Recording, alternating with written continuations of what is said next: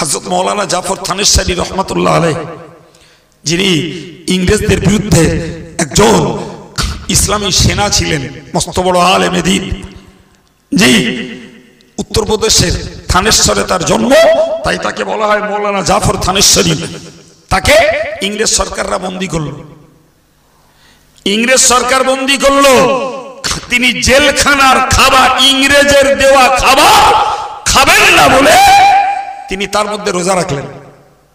সুবহানাল্লাহ, বাড়িয়ে একটু মন খুলে বলেন। তার মধ্যে কি করলেন? রোজা রাখলেন।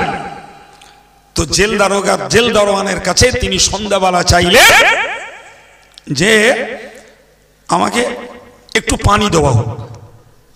পানি খোদার নিয়ামত, পানি খোদার নিয়ামত, এটা ভোগ করতে দোষ নাই। উনি জাস্ট পানি একটু চাইলেন, রোজাটা ভাঙবেন তাই, ইফতার করবেন তাই। শয়তানেরা পেশাব করে হুজুরের কাছে দিল, পেশাব করে।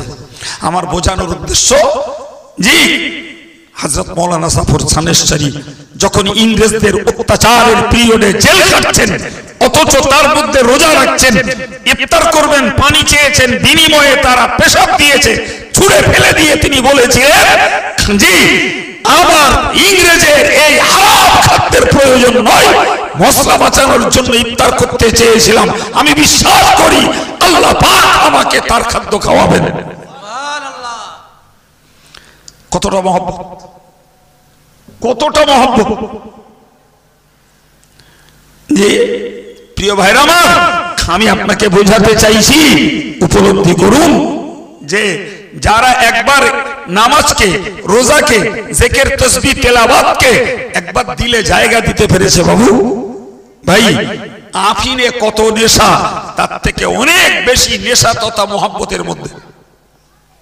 সুতরাং যে ভদ্রলোক বলেছেন ধর্ম আফিন, জি, কথাটা শুনতে খারাপ, দেশের ওলামারা প্রতিবাদ করেছে, আমিও করেছি, কিন্তু আমি ব্যাখ্যাটা নিয়েছি এইভাবে যে ও যা বলেছে কম বলেছে, ওর থেকে অনেক বেশি মহব্বত রয়েছে ধর্মে। তা না হলে বেলালকে না খাইয়ে যেমন অত্যাচার করা হচ্ছিল, বেলালকে না খাইয়ে রক্তাক্ত করে মরুভূমির বালু দিয়ে টেনে টেনে নিয়ে যাওয়া হচ্ছিল, ক্লান্ত হয়ে যে এক জায়গায় শুইয়ে দিয়ে বুকে পাথর চাপা দিল, রক্ত আর বালির সঙ্গে পিঠ জমাট বাঁধলো, বেলালকে আহাদুন শব্দ আল্লাহ এক, এই কথা তার মুখ থেকে কেড়ে নেওয়া যায়নি।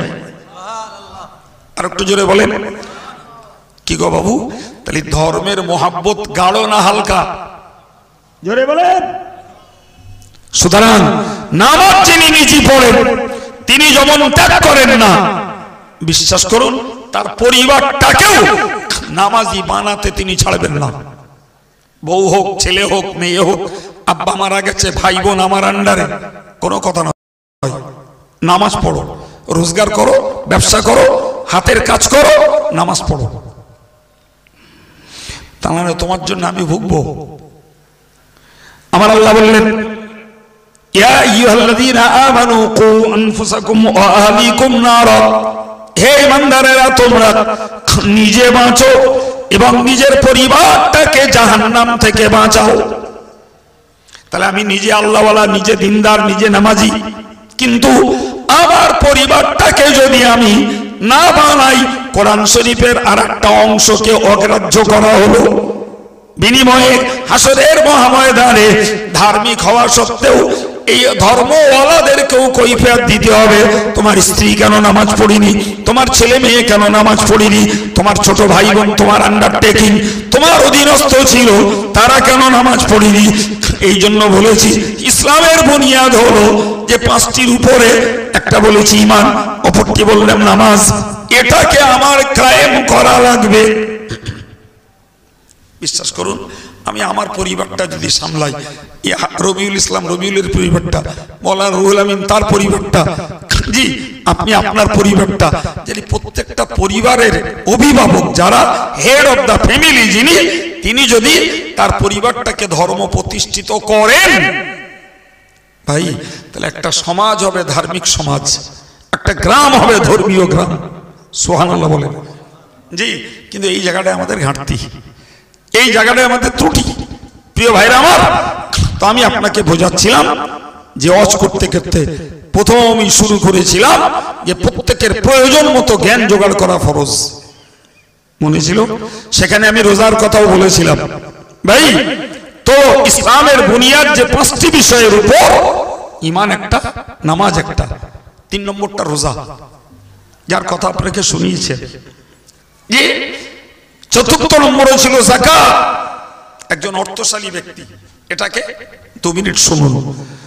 যাকাত মানে এমনি দান নয় বাবু, মনে রাখবেন। খাজা মাসুমে রব্বানী হযরত মুজাদ্দিদ আল ফিসানি হুজুর রাহমাতুল্লাহ আলাইহির রক্তে জিগার কলিজার টুকরা সন্তান, তিনি লিখেছেন যে এই হিসাব কষে 1 টাকা যাকাত দেওয়া, ক টাকা বললাম? হিসাব মতো 1 টাকা যাকাত দেওয়া 1 লক্ষ টাকা সাধারণ দান করার থেকেও সওয়াব বেশি। বিশ্বাস করুন বাবু, খাওয়ার এত অভিজ্ঞতা আগে ছিল না, জামিয়া করে এই অভিজ্ঞতাটা জন্মেছে। জামিয়ার সুবাদে মানুষের কাছে ভিক্ষা করি, বিশেষ করে রমজান মাসে। সারা রোজার মাস বলা যায় আমার দিনের বেলা চরকির মতন ঘুরি টাকাওয়ালাদের কাছে। যে প্রতিষ্ঠানটা চালাতে 1 বছরে 2 কোটি টাকা খরচ, এ টাকা আরবের না, আমেরিকান না, আফ্রিকান না, সব এই দেশস্থ মানুষদের কষ্ট উপার্জিত অর্থ।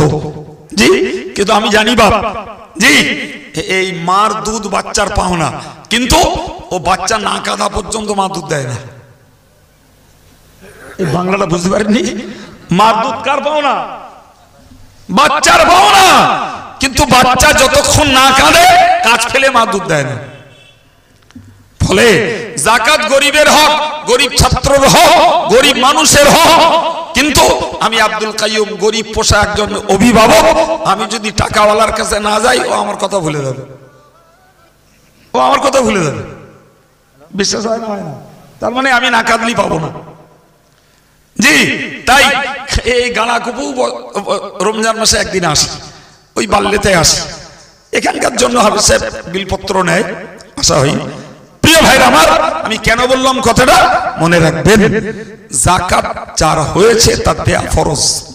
সংক্ষিপ্ত কথাই বলছি, সারা বছর সংসার চালিয়ে আমার বছরের স্টার্টিং এবং এন্ডিং ঠিক রাখতে হবে।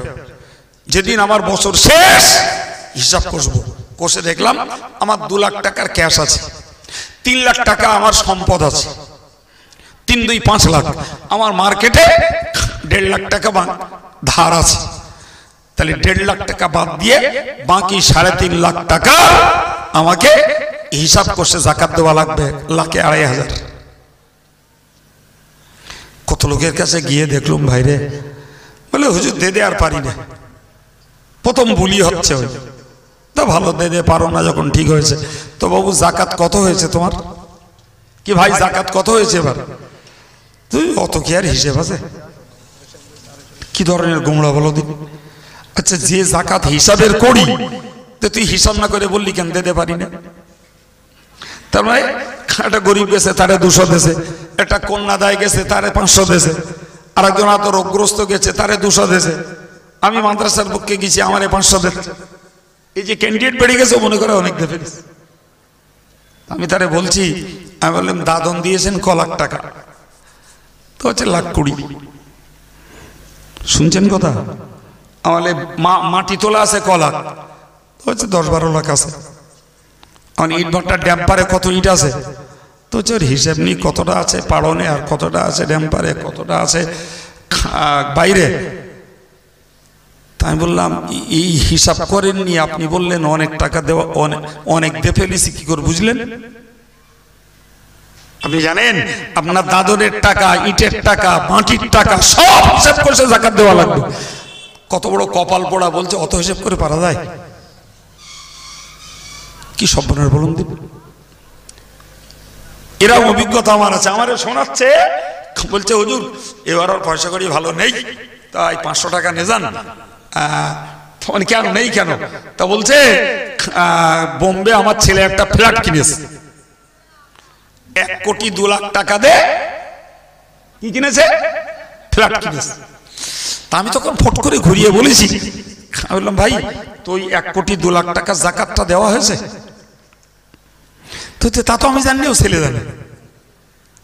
দেখো কি ধরনের মাজায় গোমড়া, এর বেলায় ছেলে জানে আর দেওয়ার বেলা 5টা দিচ্ছে আর বলছে এবার আর দিতে পারতিস না।